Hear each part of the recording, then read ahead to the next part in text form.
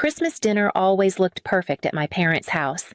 The long table was covered in red linen crystal glasses gleaming beside neatly folded napkins. Garland wrapped the staircase and soft jazz floated through the air. But beneath it all, the tension pulsed like a second heartbeat. I'd dressed Riley in her velvet dress with the white collar, the one she loved, because it made her feel like a storybook girl. She clutched her snowman plush as we walked in.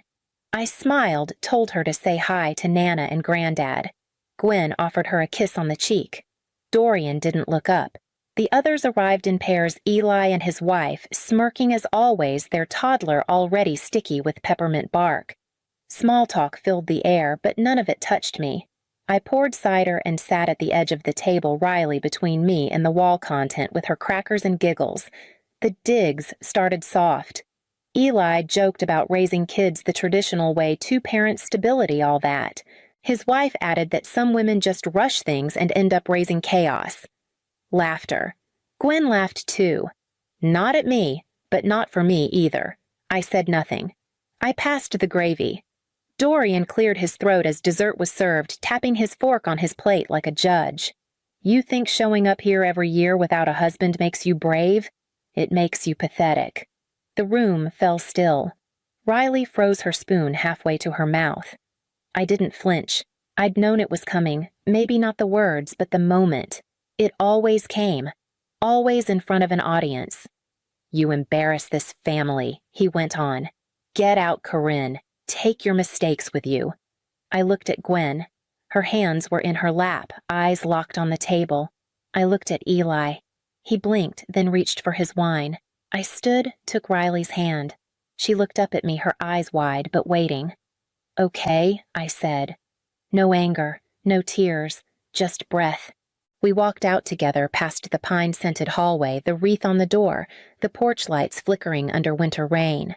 Riley's tiny fingers curled tighter into mine. I didn't look back. The drive back to the apartment was quiet. Riley fell asleep within minutes, her head tilted against the car seat mouth slightly open. I kept one hand on the wheel, the other resting near hers, just in case she reached for me in her sleep. The city lights blurred past as my mind drifted not to what had just happened, but to everything that led us here. When my parents' mortgage nearly defaulted 6 years ago, I wired the funds anonymously through a nonprofit shell. Gwen thought it was a church friend of Dorian's, someone who admired his devotion to community. He let her believe that. He never questioned the timing.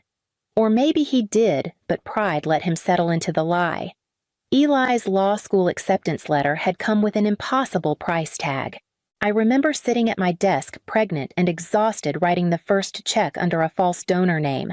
I made sure it came from a fund linked to a firm in D.C. so he wouldn't trace it back. When he graduated, he said he owed it all to luck. I smiled and nodded from the back row. The Europe trips, Paris, Rome that summer, they posted photos in gondolas and cafes. They were my gift. I'd funneled travel rewards through corporate points, programs booked the flights under aliases, and cleared the balances through business reimbursements no one ever questioned. Dorian called it a miracle, and Gwen whispered that maybe God was rewarding them for their sacrifices. Not once did they ask me if I had something to do with it. Not once did they look beyond the stories they liked best. And I never corrected them. I let them think what they needed to think, because for a long time giving quietly felt like power. It made me feel useful, invisible, but essential. But sitting at that red light now, Riley breathing softly in the back seat, I realized something had shifted. Not just in them, in me. The thread between us had frayed too thin. I turned onto our street, the apartment lights glowing dim in the cold. I pulled into the lot, killed the engine, and looked at our building, small old, but ours. Inside, everything I built was still waiting. Back then, the apartment had paper-thin walls and one small window that rattled in the wind. Riley slept in a bassinet beside the desk where I built everything. She'd wake every few hours, and I'd nurse her with one arm while typing invoices with the other. Some nights I forgot to eat. Most mornings I ran on cold coffee and whatever dignity I could piece together between diaper changes and customer service emails. Blue Finch started with a single artist. a painter from Vermont who sent me scans of her work and trusted me to sell them online. I built the first website myself, taught myself code from YouTube, and begged friends from college to test it out. It broke constantly. Orders were late. I cried over packaging mistakes and customer returns like they were personal insults. But I kept going. Because failure wasn't the fear sliding backward was. I said no to loans, no to investors who wanted control. I made it lean, taught myself taxes, branding, scaling. I called it Blue Finch because I once read that finches survive storms by flying straight into them. It felt true to me. Necessary. By the time Riley turned 2, I had 4 artists under contract and a wait list of more. I was shipping from our closet hiding inventory under her crib. I brought on Amira, a friend from a parenting forum, to help with logistics from across the country. We'd text at midnight while feeding our babies, building something neither of us had ever seen before, stability on our own terms. The press came later. A feature in a lifestyle magazine. A shout-out from a designer's blog. We hit 6 figures, then 7. I moved our operations to a warehouse outside Boulder, hired a team, opened international shipping. But none of that touched my life on the surface. I still wore the same coat, still drove the used car, still showed up for every family holiday like the girl who hadn't figured it out. It was easier that way. Let them believe I was barely holding on, until I wasn't sure who I was protecting anymore. I carried Riley upstairs, still asleep on my shoulder, and unlocked our door. Inside, everything was quiet except the part of me that had finally stopped hiding. After I laid Riley in bed, I didn't turn on the TV or the music. I sat at the kitchen table, lit only by the streetlight flickering through the blinds. My laptop was still in my bag from earlier that week, and for a while I just stared at it, unsure of what I was about to do. Then I opened it, typed in my passcode, and waited for the dashboard to load. The screen filled with numbers, columns of transactions, trust transfers, auto debits. I scrolled through them slowly, line by line, as if reading a ledger of my own silence. Mortgage payment, Ashford residence. Monthly wire E, Ashford. Car maintenance, utilities, insurance, all tied to accounts only I had access to. The family trust, technically theirs, practically mine. It was like looking at the bones of a house I'd built for them, brick by invisible brick. And they had never once asked where the cement came from. I selected the mortgage auto pay and hit cancel. Clicked into Eli's monthly transfer, paused it indefinitely. I moved through the list with steady fingers, no hesitation now. The car, the tax account, the savings earmarked for my mother's prescriptions. I opened a blank email, typed my lawyer's name. Subject: immediate trust freeze. I kept it short: revoke access. Effective immediately. Let them contact me directly if needed. I hit send. Then I logged out. The silence that followed wasn't comforting. It was sharp, like stepping barefoot onto cold tile. But underneath it, something loosened, like a knot I hadn't realized was there. I wasn't angry. Not anymore. I was just done. Done pretending my help didn't come with cost. Done letting them write the story of who I was. I closed the laptop and stood. The room hadn't changed, but I had. There was no applause, no witness. Just the soft hum of the fridge and Riley's breath from down the hall. And for the first time in years, I felt the weight shift off my shoulders, not all at once, but enough to make me want to breathe deeper. I turned off the light, walked toward the window, and watched as the city dimmed into quiet. The flight was early. Riley pressed her forehead to the window as the plane lifted above the clouds, asking every few minutes if we were close to the beach yet. I smiled and said almost even when we weren't. I'd booked the house in Monterey 2 years ago under a company I never mentioned. On paper, it was a remote retreat for work trips. In reality, it was the one place I'd let myself imagine peace. No family portraits on the wall, no one's voice echoing from the past. Just glass light and the sea. When we pulled into the driveway, the sky was bruised with morning haze. Riley bounced in her seat as the front door opened to a long, sunlit room. There were sand-colored rugs and wide windows that framed the ocean like a painting. She darted barefoot across the floor, shouting, "Mom, it smells like salt." I stood in the doorway, the keys still in my hand. I didn't move right away. The last few days had been a blur, quieter than expected, but heavier too. I hadn't cried since Christmas. I hadn't needed to. We unpacked slowly with no rush. Riley lined her stuffed animals along the couch like they were guests at a tea party. I made coffee and stood by the sliding door watching waves crash against the shore. There was no one asking when I'd settle down. No one handing me a dish towel instead of a compliment. No one waiting to shame me for showing up with a child and no ring. Just wind and surf and my daughter's laughter in the other room. Later, we walked to the beach barefoot. Riley picked up a shell and told me it looked like a mermaid's comb. I told her I believed her. I didn't check my email. I didn't open the news. I didn't wonder what my family was saying or if anyone had tried to explain my absence. That night, I lit a candle on the kitchen counter, sat with my notebook, and began to write something that had nothing to do with work. Not because anyone asked, because I finally had something to say. I started writing at night after Riley had fallen asleep, her hair still damp from the ocean. I'd sit by the window with a pen and a legal pad, no plans, just whatever rose to the surface. Some nights it was poems half-formed, clumsy, full of images I didn't know I still carried. Other nights it was lists. Things I'd survived, places I'd almost broken, words I wished I'd said. It wasn't about sharing. I wasn't performing. There was no client waiting, no platform to fill. It was just me telling the truth in a voice I almost forgot belonged to me. In the mirror above the kitchen sink, I caught glimpses of myself, sometimes hair pulled back, face soft from salt air and rest. I looked older, but not worn. Just lived in. Like I finally inhabited the skin I'd been dragging around for years. I'd spent so long being roles, the provider, the fixer, the one who kept things running in the background without complaint. My worth had been measured in deposits, favor, silence, but here in this quiet house I started to remember the girl who once wanted to be a writer, the one who loved bookstores more than malls, who imagined a life that didn't include apology. Riley helped. She made me slow down. She'd tug my hand just to show me a crab scuttling near the rocks, or ask me to read her stories twice, then 3 times until we both fell asleep on the couch. She didn't care how much money I had. She cared if I was listening. I listened, and in those in-between moments when the water boiled, when the wind shook the windows, when nothing urgent demanded me, I began to rebuild something I hadn't even realized was lost. Not a career, not a brand. Just myself. One morning I woke early and stepped outside. The sky was still pink.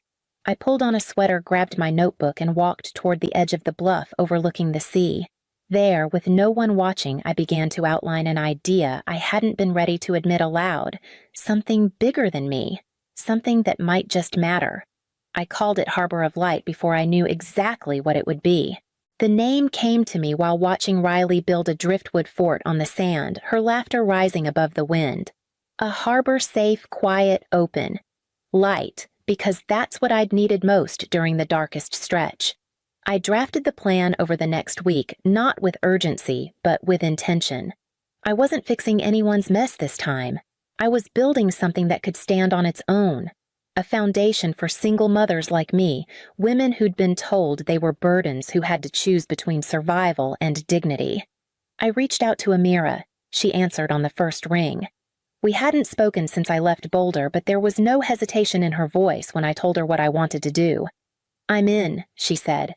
All the way. We set up a call calendar, started outlining Grant's legal aid childcare programs. I moved $1 million into a launch account. My accountant flagged it, asking if I wanted to run this through a partner org. I said no. I wanted this to be mine. Not hidden, not borrowed. Just mine. There was something freeing about watching that money leave my account, not as a bandage, but as a seed. I thought of all the women who would never know my name, but might sleep a little easier because of a grocery card or an hour of legal help. I thought of Riley years from now, understanding what we built and why. And I knew this wasn't about legacy. It was about alignment. For once, the life I lived matched the person I'd fought so hard to become. And that meant something. Maybe everything. The call came just after sunset. I almost didn't answer. The number was still saved in my phone. Home, though it hadn't felt like that in years. Riley was in the bath singing softly to her rubber duck. I stepped onto the porch, let the wind meet my hesitation, and picked up. Corinne. My mother's voice was thin, frayed. "We need help," she said. The bank called. "The mortgage your father's account nothing's going through. He's upset. I don't know what's happening." I didn't rush to explain. I let her speak, let her voice tumble out in apologies she hadn't rehearsed. I thought maybe there was a mistake. I didn't know what to tell him. I didn't know she stopped. "There's no mistake," I said. "I paid for everything. The house, the car, Eli's tuition, the church trips, every bit of it." Silence on the other end. Then a soft "oh." "You never asked?" I said gently. "Not once." "I'm sorry," she whispered. "I didn't know how to see you. I thought you'd come around eventually. I didn't expect this." "I forgive you," I said, and I meant it. But forgiveness wasn't the same as return. I'm not coming back. I won't be part of something that only values me when I'm invisible. She didn't argue. Her breath caught, but she didn't hang up. "I want to understand," she said. "I want to know who you really are." I looked out at the ocean, at the sky, folding itself into dusk. "Then start here," I said. "Start with listening." I ended the call with no anger in my chest, just a strange, quiet mercy. Something had shifted, not everything, but enough. Gwen called again the following week, not to plead, just to talk. She asked about Riley, about the foundation, about how I was spending my days. Her voice still wavered sometimes, like she didn't trust the space between us to hold. But she didn't flinch when I spoke plainly. She didn't change the subject when I brought up the past. She listened. 2 days later, a card arrived from Dorian. No envelope, just a folded note in his unmistakable, blocky handwriting. "We miss you. We're proud. Even if we don't say it well." It wasn't much, but I knew how far that sentence had traveled to get to me. Eli called next, clumsy, almost formal. He told me about a case he was working on, asked how Riley liked the beach. He didn't mention the money, didn't thank me. But he said, "You were always doing more than we saw." I think I knew that. I didn't offer absolution. But I didn't close the door either. It wasn't redemption. It wasn't some neat reconciliation tied with a ribbon. But it was different, real. And I realized I didn't need to be worshipped. I just didn't want to be erased. I wasn't a burden or a favor or a secret they whispered about in the car. I was their daughter, and I had built something out of everything they overlooked. That alone was enough to make me stay standing, not waiting to be chosen, not asking for space, just claiming what was already mine. I stood on the patio that night with Riley asleep inside and the waves lapping against the rocks. And for the first time, I didn't feel like a ghost in my own story. The day Harbor of Light went live, I didn't hold a press conference. No ribbon cutting, no media splash. Just a quiet email sent to a list of women's centers, shelters, and social workers I'd spent months connecting with behind the scenes. By evening, the inbox was already full. Messages came in from women across the country. Some short, some spilling over with stories of lost jobs, custody battles, long nights spent wondering how they'd stretch a grocery card for another week. Most ended the same way. "Thank you for seeing us." I read them with Riley curled beside me on the couch, her legs draped across mine, her hands still sticky from the orange slices we'd shared.